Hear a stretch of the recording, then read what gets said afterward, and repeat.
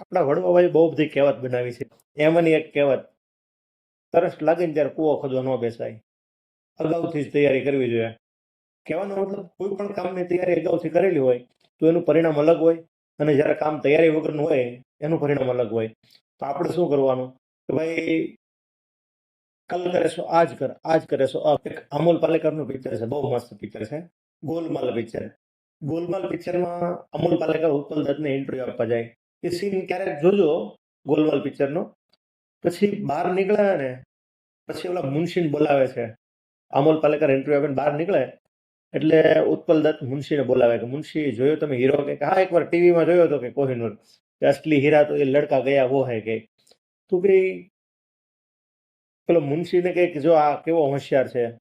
તો મુનશી બહાર જઈને પછી ડાયલોગ મારતો હોય છે, आज करे सो कल कर, कल करे सो परसों, इतनी भी जल्दी क्या है यारो, जब जीना है बरसो.